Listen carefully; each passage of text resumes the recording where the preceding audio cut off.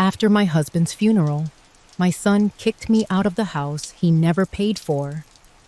The words hung in the cold, damp air, each one a tiny, sharp icicle. "Mom, you should go. We we need the house." My own son's words. My Michael. I stood on the porch of the house I'd lived in for 40 years. The house my late husband, Richard, and I had built from nothing. Just a week after we buried him, I was standing here. The air smelled of wet leaves and betrayal. My hand, wrinkled and spotted with age, gripped the handle of a vintage Samsonite suitcase. It was the same one Richard and I had taken on our honeymoon, filled with dreams and cheap souvenirs. Now, it was filled with the hastily packed remnants of my life. Before we continue, please subscribe to the channel and let us know where you are listening in the comments. I looked at Michael.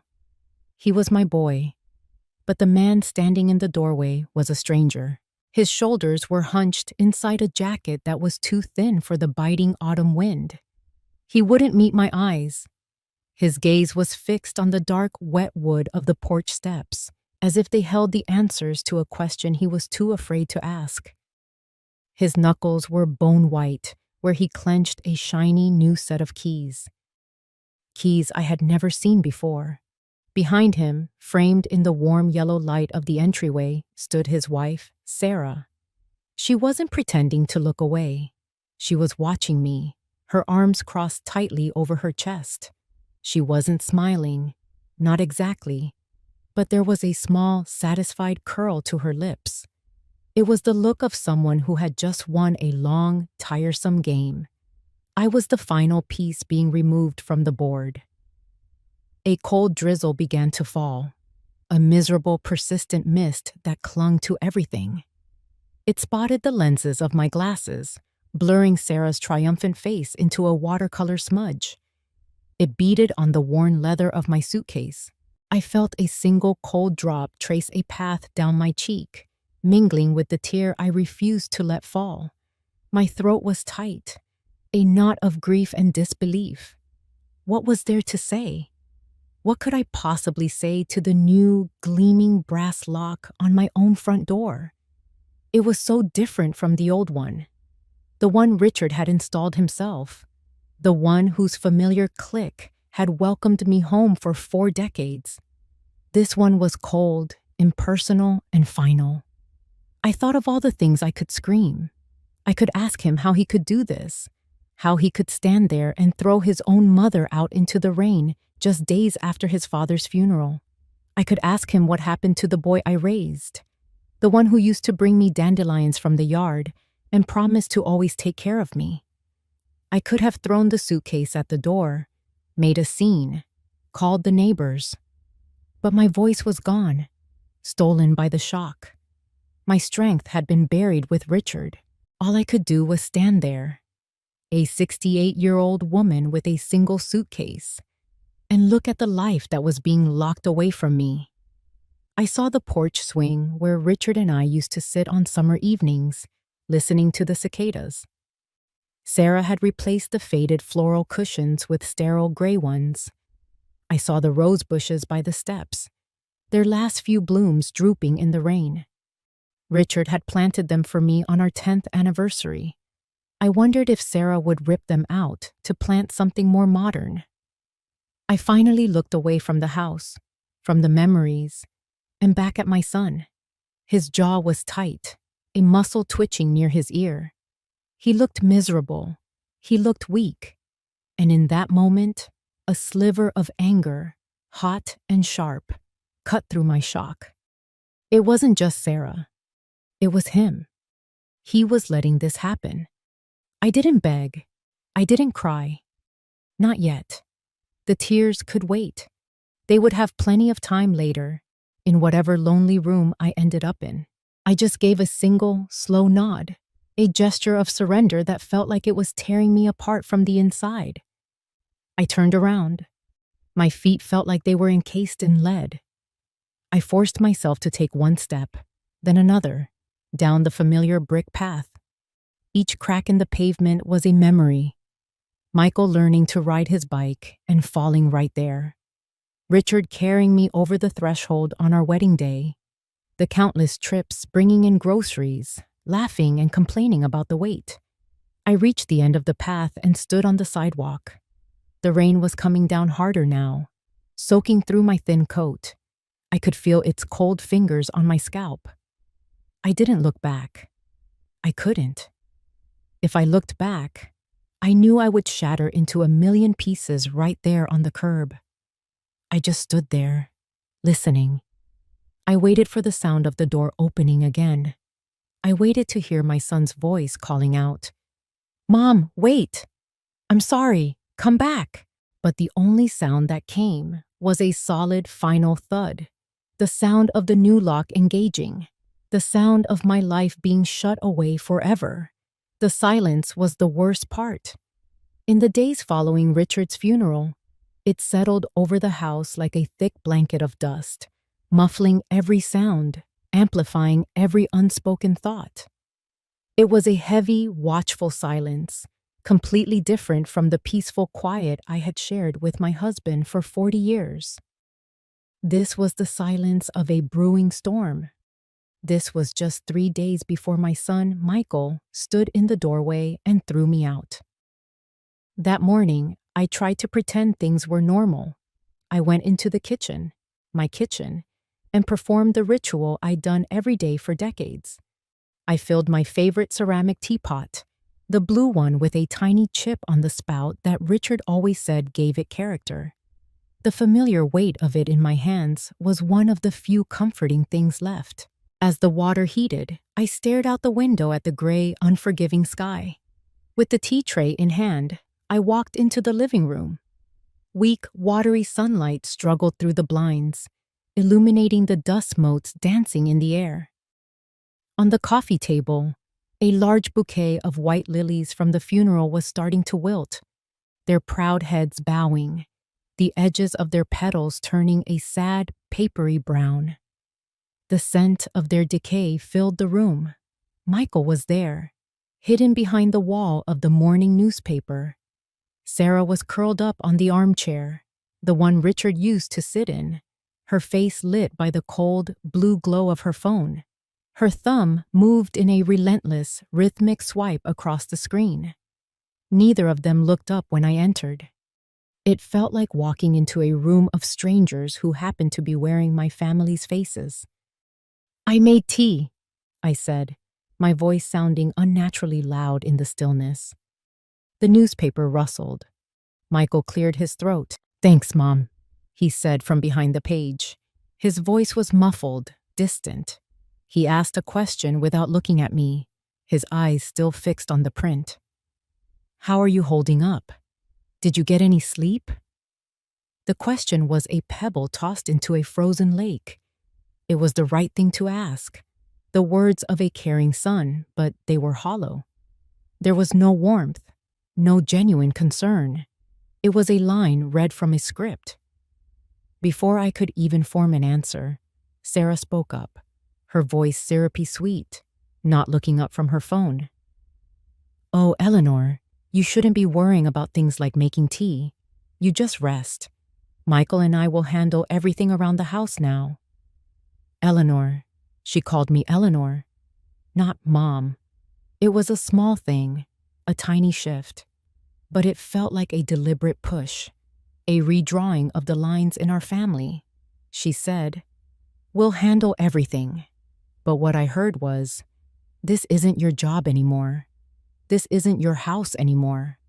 I forced a smile onto my face. It felt brittle, like it might crack. "It's no trouble, dear. I like doing it." I poured a cup and placed it on the small table beside Michael's chair. He just nodded, his attention never leaving the newspaper. It was like a shield he was holding up against me. I sat on the sofa, clutching my own warm mug. The silence descended again, broken only by the faint, rhythmic swish of Sarah's thumb on her phone and the crinkle of Michael turning a page. I looked up at the mantel, at the large wedding photograph of Richard and me.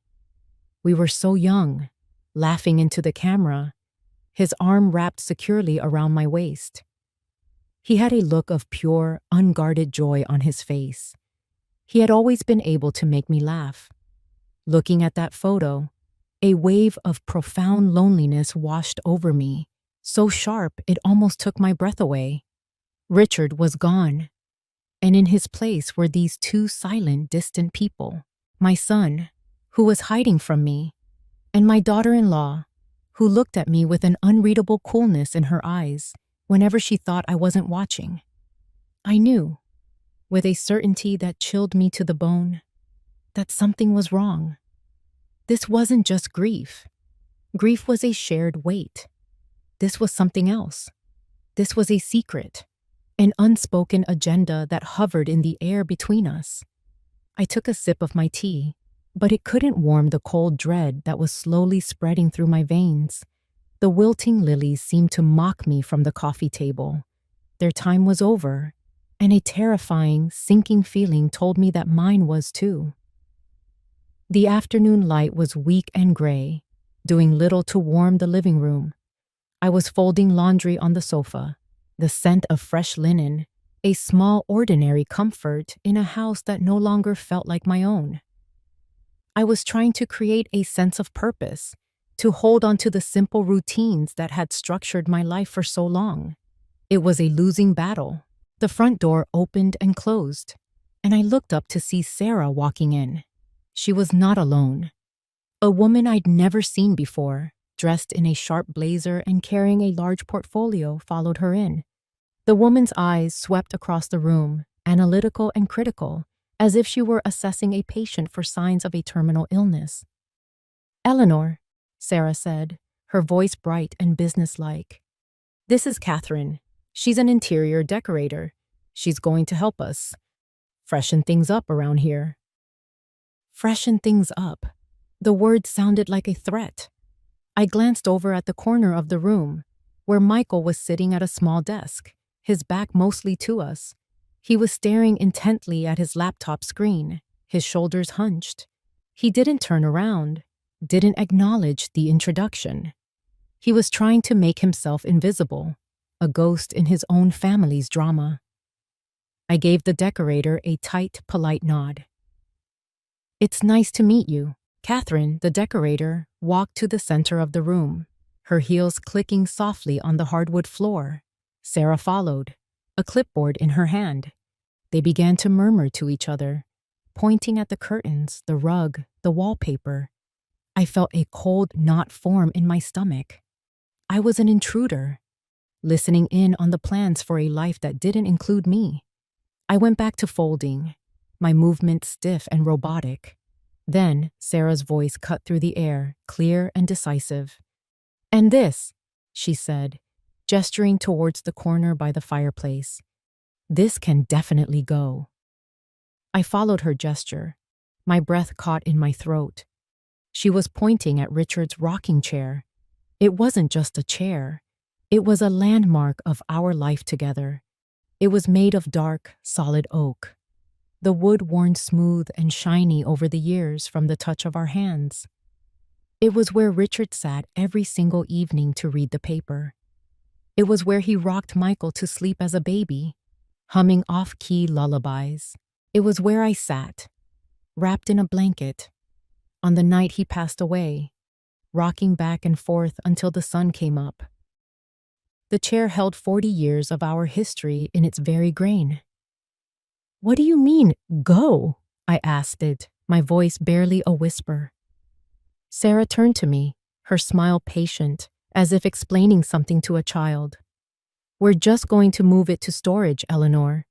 It's a bit old-fashioned, don't you think? It doesn't really fit the clean, modern aesthetic we're going for." "Old-fashioned?" I repeated, standing up. The laundry tumbled from my lap onto the floor. "Richard loved that chair." "I know, and that's sweet," she said, her tone dismissive. "But times change. We need to look to the future." She turned back to the decorator. "We can replace it with a nice minimalist armchair, something in a light gray, perhaps." My eyes shot to Michael. This was it. This was the moment. He had to say something. He had to defend his father's memory, our memory. I stared at the back of his head, willing him to turn around, to speak up, to be my son. Please, Michael, say something. The silence stretched, thick and suffocating. The only sounds were the soft rustle of Catherine's notepad and the distant hum of traffic. Michael didn't move. He didn't make a sound. He just kept staring at the bright screen of his laptop as if it held the secrets to the universe, while behind him, his wife was casually dismantling our past. His silence was louder than any argument. It was an answer. It was a betrayal. It told me everything I needed to know. He had made his choice. He had chosen his wife, his future, this clean, modern aesthetic, over me and everything Richard and I had built. A sharp, stinging pain, different from grief, lanced through my chest. It was the pain of being erased. Catherine, the decorator, must have sensed the tension. She cleared her throat. "Well, the bones of the room are good," she said, her voice professionally cheerful. "Great natural light. We have a lot to work with." Sarah smiled, pleased. "I thought so too," she said. And the two of them moved towards the window, discussing paint swatches and fabric samples. The conversation moved on, leaving me and the rocking chair behind, two relics scheduled for removal. I slowly bent down and began to pick up the scattered laundry, my hands trembling. The smell of fresh linen no longer felt like a comfort. It smelled like a lie. Sunday dinner had always been Richard's favorite meal of the week. He believed it was sacred, a time to put everything else aside and just be a family.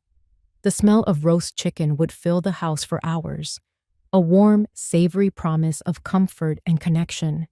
Tonight, the chicken was roasting. The smell was the same, but the promise was broken. The comfort was gone. The air in the dining room was thick with a silence so cold it felt like it could shatter. I sat at the head of the long oak table, in the same chair I had always occupied. But tonight, it didn't feel like a position of honor. It felt like an island. Far at the other end, Michael and Sarah sat close together, their chairs angled towards each other, creating a private, impenetrable fortress. They were speaking in low murmurs, their words too soft for me to hear, but their body language was a shout. They were a unit. I was the outsider. I had spent the afternoon helping to prepare the meal out of habit, but Sarah had shadowed my every move, subtly taking over. "Oh, let me get that, Eleanor. It's too heavy," she'd say, taking the roasting pan from my hands. "I have a new recipe for the gravy I want to try," she'd announce, nudging me away from the stove.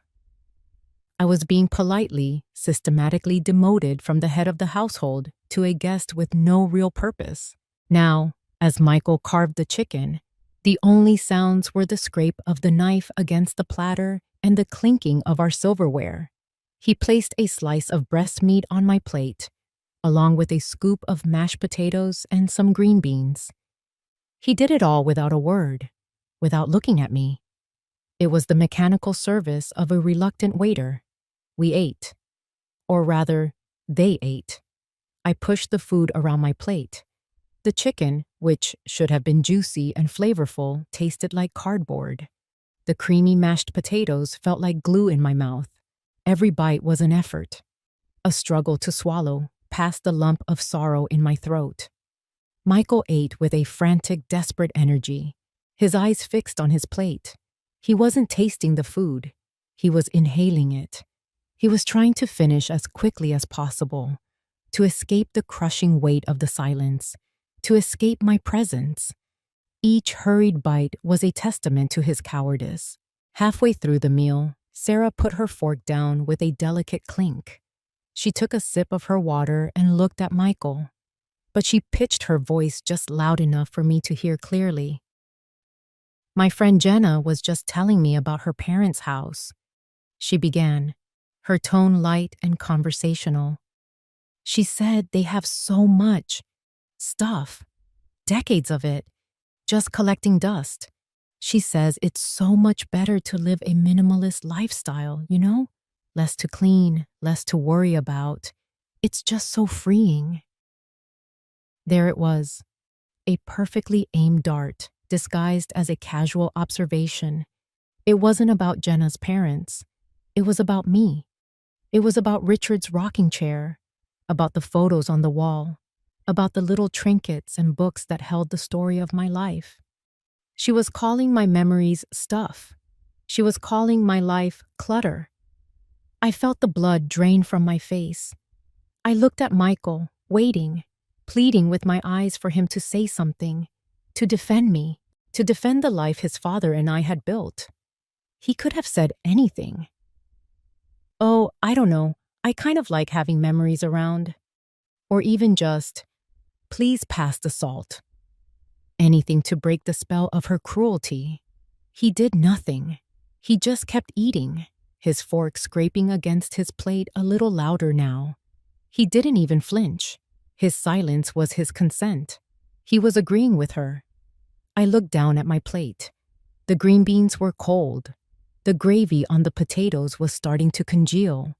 The golden brown chicken skin looked greasy under the dim yellow light of the dining room chandelier. The whole meal, once a symbol of warmth and family, now seemed rotten. I felt invisible, like a ghost at my own table. I could have stood up and screamed, and I don't think they would have noticed.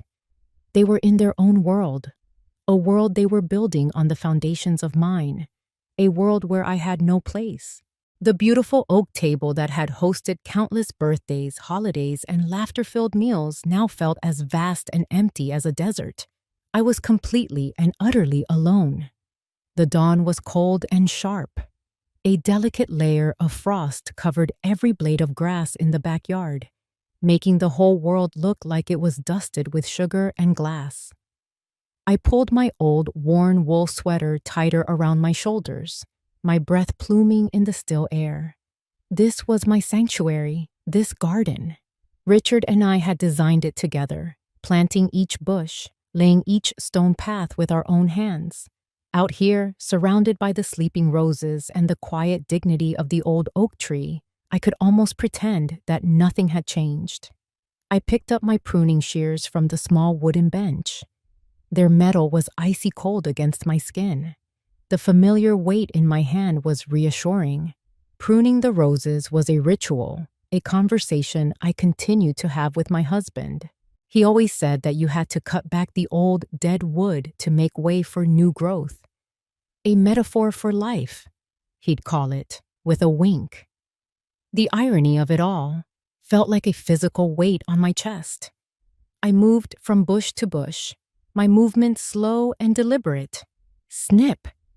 A dead branch fell to the frosty ground. Snip! Another. I focused on the task, on the clean, satisfying sound of the shears. I was trying to impose a little bit of order on a world that had spun completely out of my control. Here, at least, I could decide what stayed and what had to go. The memories were thick in the air.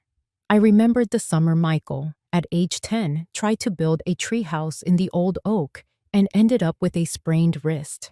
I remembered the countless barbecues, the smell of charcoal mingling with the sweet scent of Richard's prize-winning roses. This garden wasn't just dirt and plants. It was a living archive of our family, of our love. Each rose bush was a testament to a life well lived, a life that was now being systematically dismantled from the inside out. I was trimming a beautiful deep red rose, a variety called Mr. Lincoln that had been Richard's absolute favorite, when a sound from the house sliced through the morning calm. The kitchen window was cracked open, just a sliver, to let out the steam from the coffee maker. And through that sliver came a voice, Sarah's voice. It was low but sharp with an unfamiliar edge of panic. It was a voice stripped of all its syrupy sweetness, raw and frayed with fear. "You have to do something, Michael. You have to do it today." I froze, my shears hovering over a branch, My heart began to pound, a frantic drum against my ribs. I held my breath, straining to hear. I know, I'm trying." Michael's voice was a muffled, defeated rumble. "What do you want me to do, Sarah? Just throw her out on the street?" "Don't be so dramatic," she hissed back, her voice a venomous whisper. "I'm not the bad guy here. Did you even look at the letter? It's a final notice from the bank, Michael. Final. That means they're not playing around anymore. We are out of time. The house is the only thing that can save us now. It's the only asset we have left that's worth anything." The pruning shears slipped from my numb fingers and clattered onto the stone path. The sound was shockingly loud in the quiet garden. The bank. A final notice. The only thing that can save us. The pieces clicked into place with a horrifying, sickening finality. It wasn't about a clean, modern aesthetic. It wasn't about my memories being clutter. It was about money. They weren't just greedy. They were desperate. They were drowning, and they were willing to push my head under the water to keep themselves afloat. A wave of dizziness washed over me. I leaned against the cold, rough bark of the oak tree for support.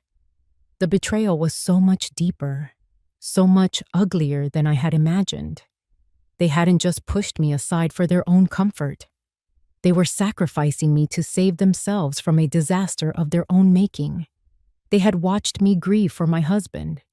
They had sat with me in silence, all while knowing they were about to take the very last thing he and I had built together. I looked at the house. My house. It no longer looked like a home. It looked like a prize, a commodity, a life raft they were trying to rip from my hands. And I, the person who had filled it with love and life for 40 years, was just an obstacle, an inconvenience to be removed.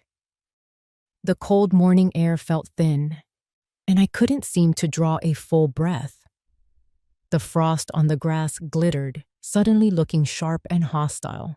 The beautiful red rose I had been about to prune now seemed to mock me, its color as deep and dark as the secret my son and his wife had been hiding. I didn't fight it. After what I'd overheard in the garden, the fight had drained out of me, leaving behind a cold, hollow resignation. On Monday morning, under a sky the color of slate, I found a cardboard box in the garage and brought it up to my bedroom. My bedroom. The last room in the house that still felt like mine. The air was damp and still. I started with the bookshelf. I took down Richard's favorite collection of poetry, the leather covers soft and worn beneath my fingers. I ran my thumb over his name, embossed in gold on the first page. With each book I placed in the box, it felt like I was packing up pieces of him, pieces of us. The box wasn't just filling with paper and ink. It was filling with 40 years of shared stories and quiet evenings. It was the heaviest thing I had ever lifted. On my nightstand, our wedding photograph stood in its silver frame. I picked it up. In the photo, Richard was looking at me, not at the camera. With a love so bright and fierce, it felt like it could warm me even now. Through the glass. I couldn't bear to look at it. I couldn't bear to see his hopeful, happy face, knowing what was happening to the life he had left in my care. I gently placed it face down on the nightstand. The gesture felt like a final goodbye. That's when the floorboards in the hallway creaked. I didn't have to look up to know who it was. The energy in the room shifted, growing heavy and thick with shame. Michael stood in the doorway. He wasn't the man from the dinner table, hiding behind a newspaper. He wasn't the ghost from the living room, staring at a laptop. This was someone else entirely. He looked terrible, as if he hadn't slept in days. His face was pale and drawn, and dark, bruised-looking circles pooled beneath his eyes. He looked haunted. He looked broken. He just stood there for a long moment, watching me place another book into the box. He leaned against the doorframe, his hands shoved deep into his pockets, as if he were afraid of what they might do if he let them out. Finally, he spoke. His voice was a dry, ragged whisper, a sound scraped from the bottom of his soul. "Mom!" I stopped, my hand hovering over a worn copy of To Kill a Mockingbird. I didn't turn around. I couldn't. I just waited. He cleared his throat, a rough, painful sound.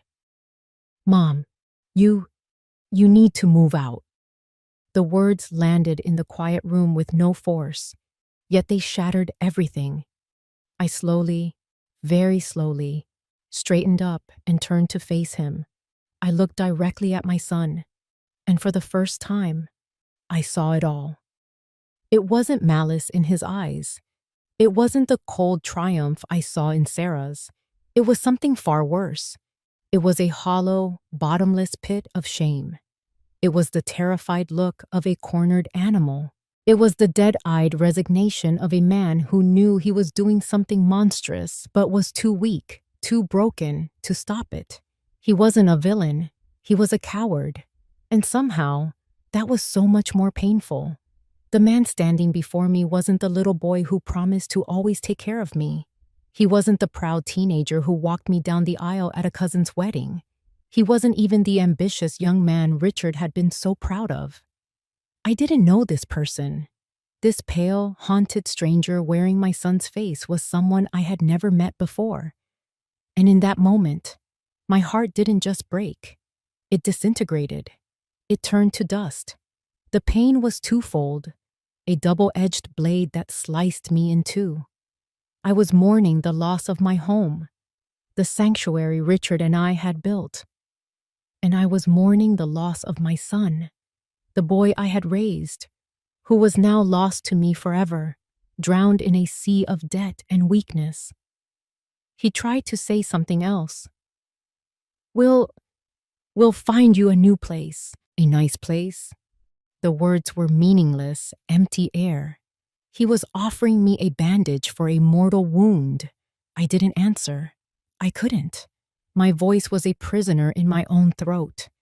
I just stared at him, at this stranger who had stolen my son. I watched the shame flicker in his eyes, watched his jaw clench, watched the unbearable weight of his own actions crush him right there in the doorway of my room. He couldn't hold my gaze.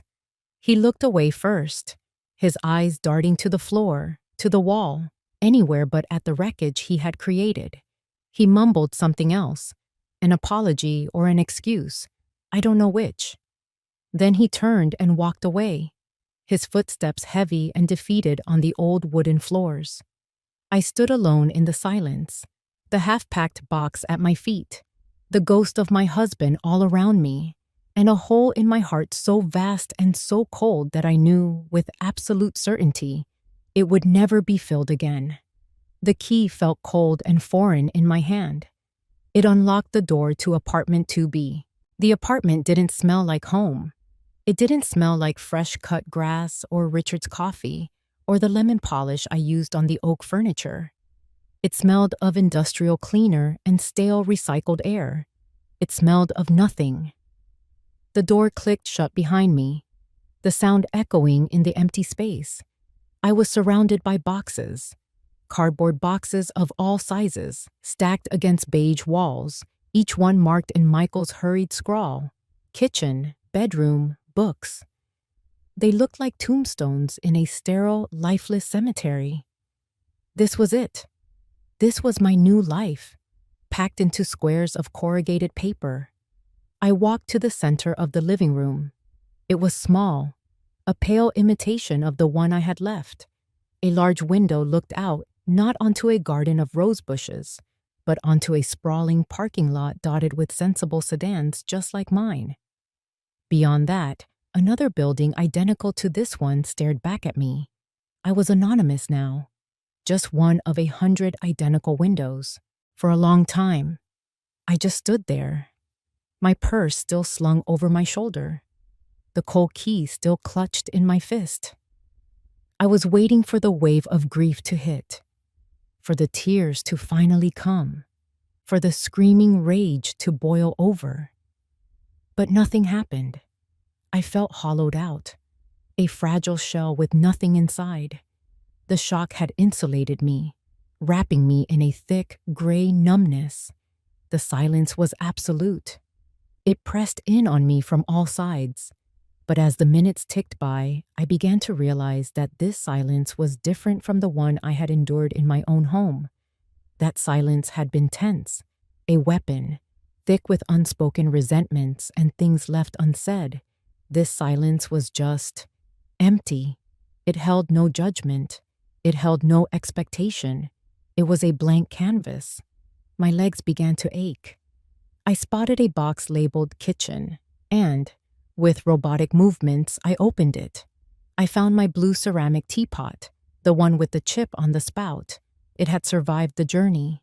I found the box of Earl Grey tea bags and a single mug. I filled the pot with water from the strange, unfamiliar tap and set it on the strange, unfamiliar stove. While the water heated, I sat on a sturdy-looking box marked linens. I looked around at the beige walls, the beige carpet, the beige countertops. It was a world devoid of color, devoid of history. It was a place for waiting. Waiting for what? I didn't know. The kettle whistled, a shrill, piercing sound that made me jump. I made my tea and cradled the warm mug in my hands, letting the steam mist my face. The warmth did little to penetrate the ice in my veins. I felt adrift, unmoored from everything I had ever known, a ghost haunting someone else's empty apartment. I couldn't just sit here. I couldn't let the beige walls swallow me whole. I needed to do something, anything, to feel real again. My eyes landed on the box I was sitting on. Linens. With a sigh, I put my mug down and sliced the packing tape with my house key. I folded back the cardboard flaps. On top, nestled in tissue paper, was the old knitted Afghan Richard's mother had made for us as a wedding gift. It was a riot of color, deep blues, warm golds, and rich forest greens. I lifted it from the box. It was heavy, substantial. It smelled faintly of cedar from the chest it was always stored in. It smelled like home, like real home. My hands were trembling as I unfolded it. I wrapped it around my shoulders, the familiar weight of it a sudden grounding pressure. I pulled the soft, thick wool up to my chin and closed my eyes. And that's when it happened. A single, shuddering breath escaped my lips. A breath I didn't realize I had been holding for days, for weeks. I breathed in again, deeply, filling my lungs with the stale, recycled air of the apartment. But this time, it didn't feel so suffocating. The silence in the room hadn't changed, but my perception of it had. It was no longer the silence of emptiness. It was the silence of solitude. It was the silence of peace. There were no footsteps to listen for, no passive-aggressive comments to brace for, no heavy sighs of disappointment from across the room. No one was watching me. No one was judging me. For the first time since Richard died, I wasn't waiting for the other shoe to drop. The tears finally came then. Not the hot, angry tears of betrayal, but quiet, salty tears of profound, aching loneliness. They streamed down my face, soaking into the collar of my shirt. But as I sat there, wrapped in a blanket of memories, a tiny, fragile thought pushed its way through the grief. I could survive this. It wouldn't be easy. It wouldn't be the life I had planned. But in this quiet, lonely, beige room, I was safe. I was alone, but I was also, finally, free. For 2 weeks, the beige walls of my apartment were my entire world. I unpacked my boxes, arranged my few belongings, and established a quiet, lonely routine. But the silence, which had at first felt like a peaceful refuge, began to feel like a prison. I was starving for a real human voice, for a conversation that wasn't just in my own head. A flyer taped inside the elevator announced a Saturday social hour in the community common room with coffee and pastries. The thought of walking into a room full of strangers made my stomach clench with anxiety. But the thought of another day spent talking to myself was even worse. So, I put on my nicest sweater, took a deep breath, and forced myself to go. The common room was bright and noisy, a stark contrast to my silent apartment. The air smelled of strong coffee and cinnamon. People were gathered in small groups, chatting and laughing. It felt like a party I hadn't been invited to. I felt every bit the newcomer, an awkward outsider hovering by the door. I poured myself a cup of coffee, my hand trembling slightly, and found an empty chair in a corner, planning to make a quick escape as soon as I finished my cup. That's when she appeared. "Is this seat taken?" a cheerful voice asked. I looked up to see a woman smiling down at me. She was younger than most of the residents, probably in her early 50s, with a stylish haircut and a bright, energetic aura. "No, please," I managed to say. "I'm Brenda," she said, sitting down with a plate holding a large cinnamon roll. "I haven't seen you around before. You must be new." Her smile was dazzling. One of those perfect, toothy smiles you see in toothpaste commercials. It was almost too bright. "Eleanor," I said. "Yes, I just moved in a couple of weeks ago." "Well, welcome to the madhouse," she laughed. "It's a good group here mostly. You just have to avoid George when he starts talking politics." She leaned in conspiratorially. "So what brings you to our humble abode?" There was something about her, an easy, disarming warmth that made it feel safe to talk. I hadn't intended to say anything, but the words just started to tumble out. I gave her the short version, of course. I told her my husband had recently passed away, and that I decided to downsize, to move somewhere smaller and easier to manage. I left out the part about the new lock on the door and the suitcase in the rain. Brenda listened with an expression of intense, focused empathy. She nodded in all the right places, her brow furrowed with concern. She even reached out and gave my hand a comforting squeeze. "Oh, you poor thing," she said when I finished. "To lose your husband and then have to go through the stress of a move all at once. That's just awful. You are one strong woman." No one had called me strong. I felt like the weakest person on earth. Hearing her say it made a lump form in my throat. "It hasn't been easy," I admitted, my voice thick. "I can only imagine," she said, her voice soft. "Family is so important at a time like this. I hope your children have been a good support for you." And that was all it took. The dam broke. I told her everything. I told her about Michael and Sarah, about the rocking chair, about the dinner, about the final soul-crushing conversation in my bedroom. The story poured out of me in a torrent of whispered, painful words. I couldn't stop it. Brenda never interrupted. She just listened, her eyes full of what looked like genuine compassion. When I finally fell silent, exhausted and a little horrified at how much I had revealed to a perfect stranger, she shook her head slowly. "Oh, Eleanor," she sighed. "That's a tough situation. A really tough one." She paused, choosing her words carefully. "You know, sometimes when people are grieving, and when there's money and property involved, things get messy. People say and do things they don't mean. They get scared." She leaned closer. "I'm sure your son loves you very much. He's probably just in over his head. And his wife. Well, sometimes we women can get a little carried away when we're trying to build a nest." She smiled a little, as if sharing a secret between us.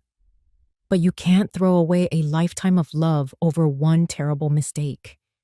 At the end of the day, family is all we have.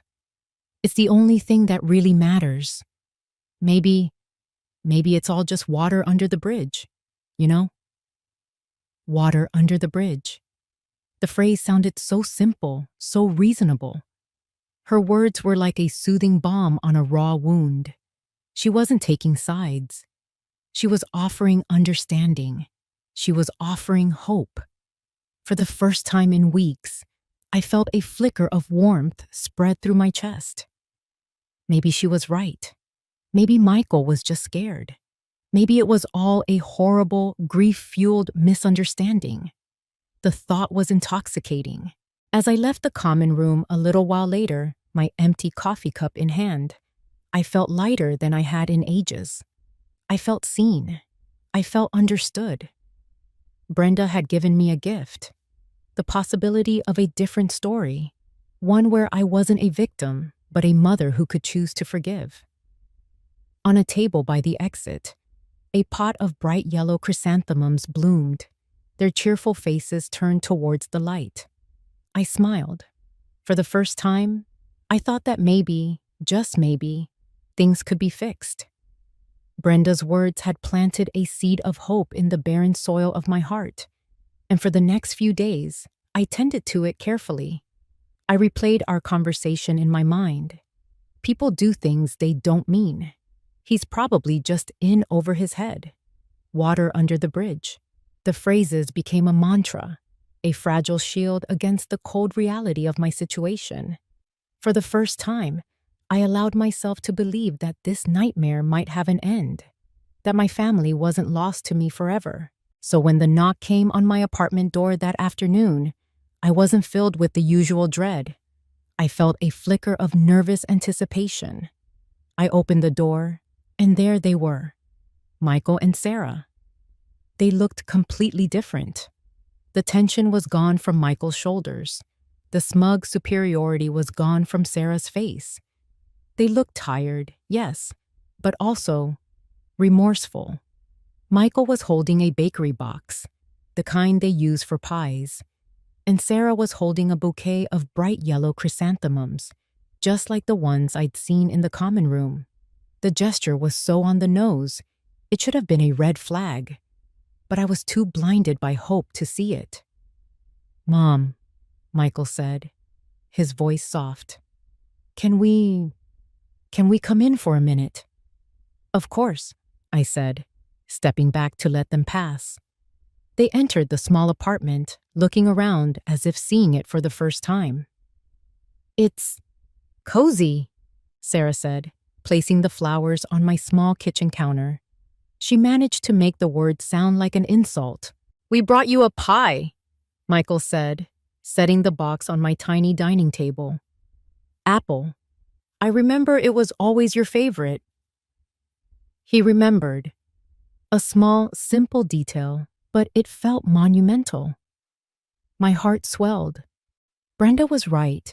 He did love me. He did remember. "Thank you, Michael. That's very thoughtful," I said, my voice genuine. They sat on my small sofa, perched awkwardly on the edge of the cushions. I sat in the armchair opposite them. For a moment, we were all silent. Michael broke it first. He leaned forward, his hands clasped between his knees, and he finally looked me in the eye. "Mom, we're so sorry," he said, his voice thick with emotion. "We've been acting like monsters. I haven't been myself since Dad died. Grief does crazy things to people. I let things get out of hand. I let Sarah..." He glanced at his wife. Sarah picked up her cue perfectly. "I've been terrible, Eleanor. Truly. I was so worried about Michael, so wrapped up in everything. I wasn't thinking clearly. The things I said, the way I acted. There's no excuse. We miss you. The house isn't the same without you." It was everything I had been secretly hoping to hear. Every word was a soothing balm on my bruised heart. I wanted to believe them so desperately that I didn't question a thing. I just nodded, my eyes filling with tears of relief. "We want to make it right," Michael continued, pressing his advantage. "We want you to come home. Not for good, just for dinner tomorrow night. So we can talk properly, as a family, no decorators, no distractions. We need to fix this. I I started. My voice choked. I'd like that very much.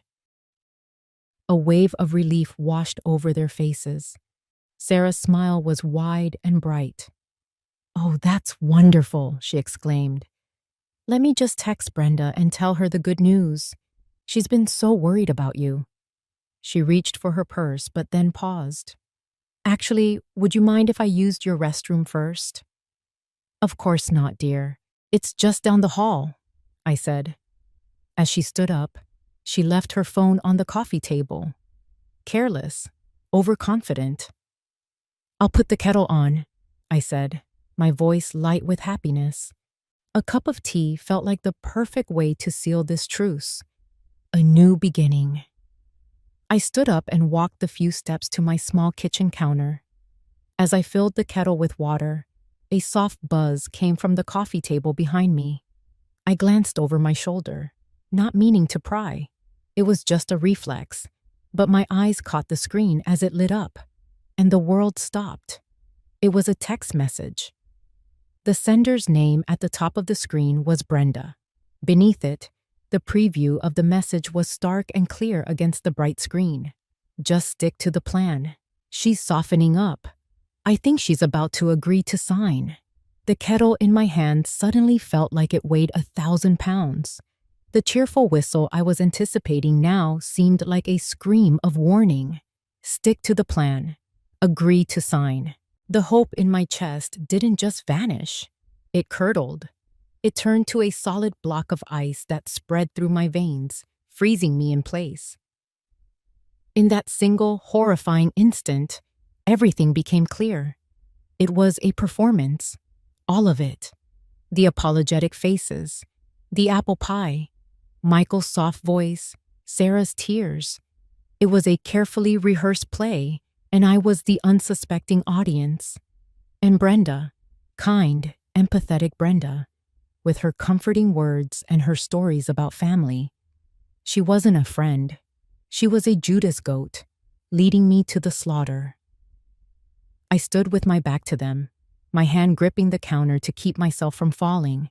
The water was in the kettle. The tea bags were on the counter. The perfect little scene of reconciliation was set. I had to turn around. I had to walk back into that room and face them. I had to pretend I hadn't seen a thing and serve tea to the people who were trying to destroy me. I placed the teacups on the coffee table with a hand that did not shake. The clink of ceramic against wood was the only sound in the room. Inside, my heart was a frozen, jagged stone. But on the outside, I was the picture of a gentle, forgiving mother. I had learned in the last 5 minutes that I was a much better actor than they were.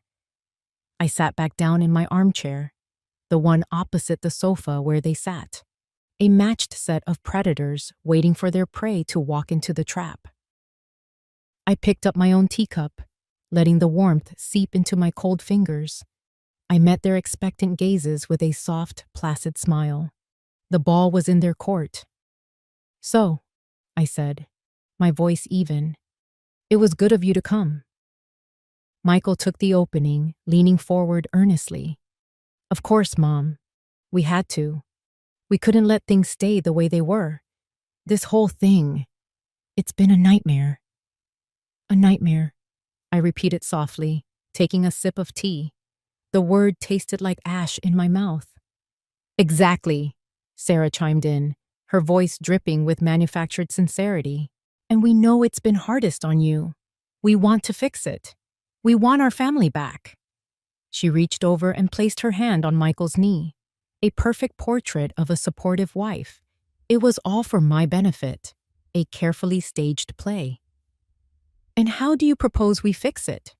I asked, my curiosity genuine. I truly wanted to see how far they would take this lie. Well, Michael said, clearing his throat. First, you come home. We'll have that dinner tomorrow night, and we'll just talk, clear the air, and then we can figure out the logistics. Logistics? I asked it, raising an eyebrow. This was the part they had rehearsed. Michael glanced at Sarah, who gave him a subtle nod of encouragement. Yeah, you know, he said, trying to sound casual. The house. The title is still in your and Dad's name, in the trust. It's all a bit complicated. Our lawyers said it would be much simpler for tax purposes and everything if we just streamlined it, put it in our names. It would make it easier for us to manage the property taxes, the upkeep, all the things you shouldn't have to worry about anymore. There it was, the hook, hidden beneath layers of fake concern and legal jargon. Agree to sign. The words from Brenda's text message echoed in my mind. They thought I was a foolish old woman, addled by grief, who would gratefully sign away her entire life for the price of an apple pie and a few crocodile tears. They had profoundly underestimated me. I set my teacup down in its saucer. The small sound seemed to echo in the tense silence.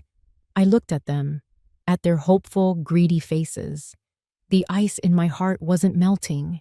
It was hardening into something sharp, something strong. Steel. I let the silence stretch, watching them squirm. Michael shifted on the cushion. Sarah's perfect smile began to twitch at the edges. Finally, I spoke. My voice was quiet, but it carried the weight of my newfound certainty. That's very thoughtful of you both, I said. But it won't be necessary. I paused. I'm happy here. The words landed in the room like stones, shattering their carefully constructed fantasy. Michael's face fell, confusion warring with frustration. Sarah's mask of sweetness dissolved completely, replaced by a flash of raw, unfiltered anger. What? Michael stammered. What do you mean, you're happy here? Mom, this is a tiny apartment. Your whole life is in that house. My life is right here, I said, gesturing vaguely to the room around me. It's quiet. It's peaceful. It's mine. The frustration won. Michael's face flushed a dark, ugly red. He shot to his feet, his own teacup rattling on the table. Happy here? He spat, his voice rising. After everything we've done to try and make this right? After we came here to apologize? How can you be so selfish? Selfish. The accusation hung in the air, vibrating with his rage. A week ago, that word would have destroyed me. It would have sent me spiraling into guilt and self-doubt. But now, it was just a word, a hollow, meaningless sound. Because now, I knew the truth. I didn't raise my voice. I didn't stand up. I didn't even flinch. I just looked up at my furious, flustered son, this stranger who was shouting at me, and I felt a profound, chilling sense of pity. I held his gaze, my own calm and unwavering. I let the silence after his outburst settle, letting his accusation hang in the air like a foul smell. Then I asked a simple question, my voice as soft and as sharp as a shard of ice. Selfishness, I said slowly, is when a person thinks only of themselves, no matter the cost to others. Isn't that right, Michael? The color drained from his face as if a plug had been pulled. His mouth opened, then closed again. He had no answer. Sarah stared at me, her eyes wide with shock and dawning horror, finally understanding that the game was over and they had lost. The teacup sat on the table between us, cold and forgotten. The silence that followed was absolute, and in it, for the first time in a very long time, I was the one in control. Mr. Hayes's office was a time capsule. It was filled with the scent of old books, lemon polish, and the quiet dignity of the law. The walls were lined with leather-bound volumes that looked as old as the state itself. Mr. Hayes had been our family lawyer for 30 years. He had drawn up the original trust for the house with Richard, celebrated with us when we paid off the mortgage, and just a few weeks ago, he had handled Richard's will with gentle, somber professionalism. He looked at me over the top of his spectacles, his expression a mixture of concern and confusion. Eleanor, he said, his voice calm and measured. Are you absolutely certain about this? This is an irrevocable step. Once you sign these papers, there's no going back. I looked at the stack of documents neatly arranged on the polished mahogany of his desk. They were thick and important looking, filled with dense legal language, but their meaning was simple. They were my declaration of independence.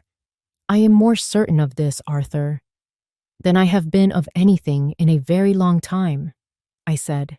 My voice didn't waver. The woman who had trembled on her own porch, who had cried in a sterile apartment, was gone. In her place was someone I was just getting to know, someone made of sterner stuff. He sighed, a soft, weary sound. I understand you're hurt. What your son and his wife have done is unconscionable. But to give away the house entirely? It's the sum total of your and Richard's life's work. It's your legacy. No, I corrected him gently.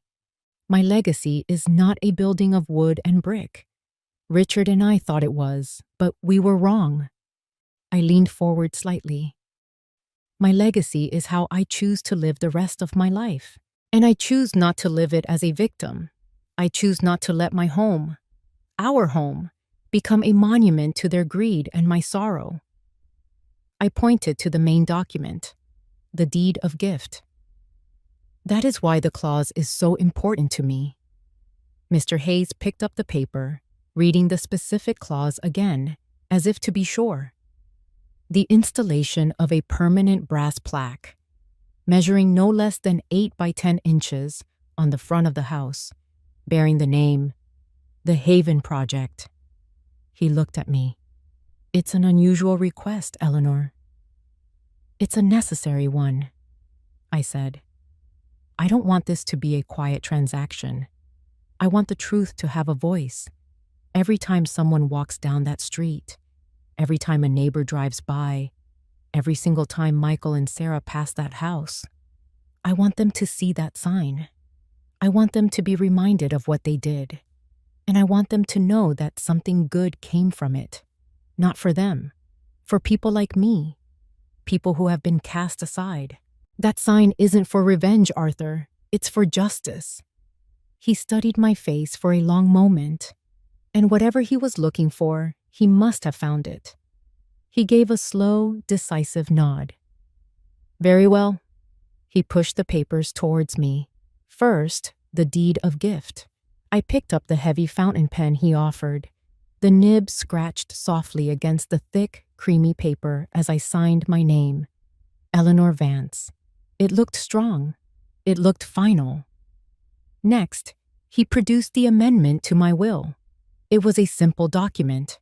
It stated that all my remaining personal assets, my savings, my car, the contents of my apartment, were to be left to a charity for animal welfare, a cause Richard had always supported. All except for one item. And for my son, Michael Vance.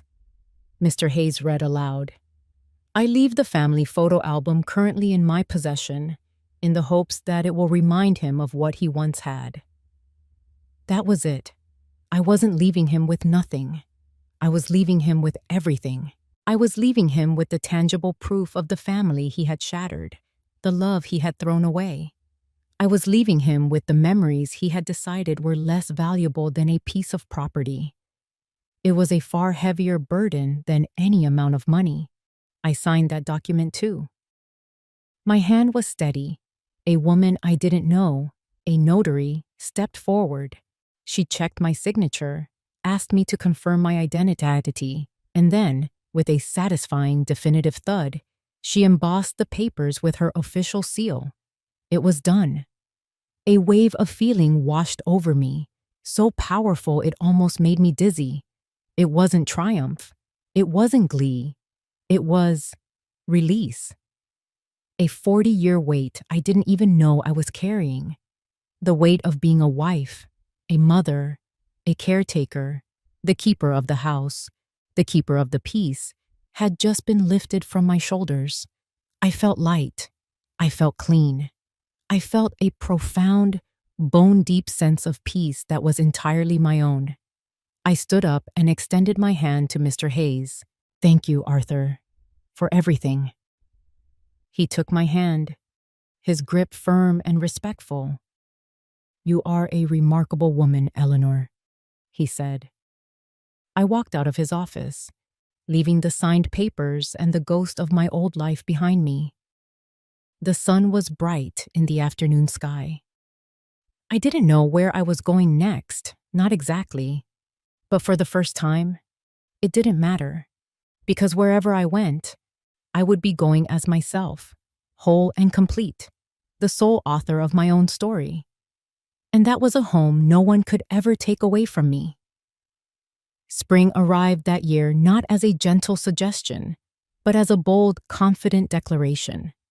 The sun felt warm on my face, and a soft breeze, carrying the sweet scent of lilac from a neighbor's bush, rustled the leaves of the small maple tree I had planted outside my patio. I sat in my old wooden rocking chair, the one I had insisted on taking with me, letting its familiar, rhythmic creak soothe me. In my hands, I held my favorite blue ceramic mug, filled with hot tea. It was perfect. This small concrete patio, with its 2 pots of cheerful red geraniums and its view of the parking lot, had become more of a home to me than the grand house ever was in those last few weeks. Home, I had learned, wasn't a place with 4 walls and a roof. It wasn't a collection of furniture or a manicured lawn. Home was a feeling. It was peace. It was the quiet, unshakable certainty that you belong to yourself. I took a sip of my tea and thought, for a fleeting moment, of Michael and Sarah. I didn't feel the hot sting of anger anymore, nor the cold ache of betrayal. What I felt instead was a profound, distant pity. I pictured them in my mind, not as monsters, but as 2 desperate people who had made a terrible bargain. They had traded their integrity for a house, their humanity for a solution to their debts. They had tried to steal my home, and in the process, they had lost their own souls. I hoped, for their sake, that they would one day find their way back. But their journey was no longer my own. I had finally let go. The dust had settled, and I was free. My world was here now, in the warmth of the sun, the taste of my tea, the friendships I was slowly building with the other residents. I had joined a book club. I was volunteering at the local animal shelter twice a week, just as Richard and I had always talked about doing. My life was small, yes, but it was rich, and it was mine. Every single piece of it. The air in their cramped, 1-bedroom apartment was stale and thick with resentment. A single, bare bulb hanging from the ceiling cast a sickly yellow light on the peeling paint and the stacks of unopened boxes. It smelled of damp carpet and desperation. Sarah stood by the grimy window, staring down at the alleyway below. "This is all your fault," she said, her voice low and venomous. "All of it." Michael sat at a wobbly kitchen table, staring at a piece of paper in his hands. It was the official eviction notice from the Haven Project, printed on crisp, professional letterhead. The words were polite, but the meaning was brutal. They had 30 days. "My fault?" he shot back, his voice cracking. "I seem to recall you being the one whispering in my ear every single day. The house is the only thing that can save us, Michael. You have to be strong, Michael. This was your plan, Sarah. Your brilliant plan. My plan was for you to get your mother to sign a piece of paper," she shrieked, whirling around to face him. Her face was pale and drawn. "My plan wasn't for you to be so weak, so pathetic, that you drove her to give the entire thing away. A charity, Michael. She gave our house to a charity for abandoned old people. Do you have any idea how humiliating that is?" "I know how humiliating it is," he yelled, slamming his fist on the table. The flimsy table shuddered. "I saw the sign. They put a big, shiny brass sign right on the front of the house. I have to see it every time I drive by. My friends see it. They ask me about it. So what are we going to do? Sarah demanded, her voice dropping to a desperate whisper. The bank is still calling. The credit card companies. We are completely sunk. We have nothing. Michael slumped in his chair, the fight draining out of him. He looked down at his hands, the hands of a man who had lost everything. He had lost his father, his mother, his home, and his self-respect. He had made the deal, and now the devil had come to collect. I don't know, he said, his voice hollow. I don't know. I rocked back and forth, the gentle motion a quiet rhythm for my thoughts. I had come to understand that Richard hadn't left me a house. He had left me something far more valuable. He had left me his strength. The strength to endure, the strength to let go, and the strength to build something new from the ashes of the old. I looked out past my small patio, past the parking lot, towards the open sky. My old life had been a story written by two people. This new life, this was a story written by one, and for the first time, I held the pen. I was the author, and I couldn't wait to see what the next chapter would bring. If you enjoyed this story, please like the video, subscribe to the channel, and comment 1 below. If not, feel free to comment 0 so we know and can improve future videos. To hear the next story, click the box on the left. Thank you for watching.